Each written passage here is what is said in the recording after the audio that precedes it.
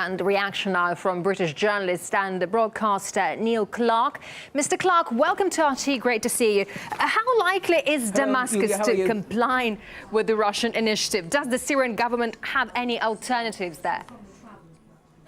Well, I think it's a very good move from Syria and Russia, isn't it? But I think we've got to be very careful here, because we've got to remember that Libya gave up its chemical weapons in 2004. And we all know what happened to Libya. Iraq gave up its WMDs, and we all know what happened to Iraq. By contrast, North Korea didn't disarm, hasn't surrendered a single weapon, and North Korea is still standing. So I think if Syria were to surrender its chemical weapons, I think it needs to get a firm guarantee from Russia that if there was an attack by America, then they would come to their defence, because I think we need to deter the US attack here. But still, Obama's made it clear the plans for a military strike are still in full force. Is the Russian initiative likely to stall them for long? What do you think? Well, I think the Washington elite is very divided. I think Obama is very hesitant, but of course we've got the fanatical neocon lobby, the people like John McCain. And we all know that this chemical weapons issue, Yulia, was all a pretext. It was a pretext. I mean, you know, the US wants regime change in Syria, and that was just the first pretext that came along this month. And there'll be another one coming along. So even if Syria does surrender its weapons, then the danger's not over yet for Syria, because I'm sure that Washington will come along in a few months' time or even weeks' time and say, look, there's been another so-called atrocity carried out by the President Assad's government.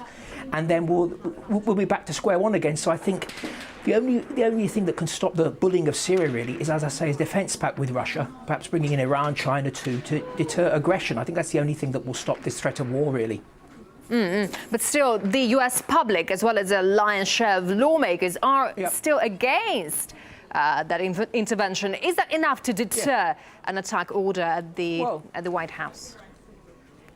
Everyone's against this war, everyone across the world, except a tiny group of neocon fanatics. These people are the people trying to push President Obama to war with Syria. They're desperate for regime change against Damascus, because they want to target Iran and topple the Iranian regime. And these people are absolutely fanatics. And no matter what Syria does, these people will still be targeting Syria. And yet, you know, things have changed. There's been a sort of global awakening as to the neocon agenda. People have woken up after war, after war, after war. People across the world are finally saying no, no more war. And the elites in Washington have got this problem. They would love to bring about regime change in Damascus. They really want that. The only thing that's going to bring that about is war, but the public are 70–80% against war. So they've got this big problem now, the elites all across the Western world, really. Right. What kind of action can we expect the Syrian rebels to take in the meantime? I think there's a real danger of a false flag operation against Israel now. I think there's a real danger that it's clearly that the latest chemical weapons attack hasn't done the trick really as far as the warmongers are concerned. Nobody's really bought it.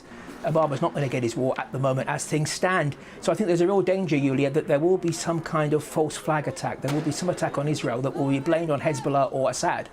And that would try to get Congress then. If that happened, that would be a game changer, because, you know, you'd have Obama coming out saying our strongest ally Israel's been attacked. We've got to do something now. And that could change Congress's opinion, which at the moment looks as if they're going to oppose war. So I think we've got to be on the alert, really, for false flag operations in the next few weeks, or days even. All right. British journalist and broadcaster Neil Clark.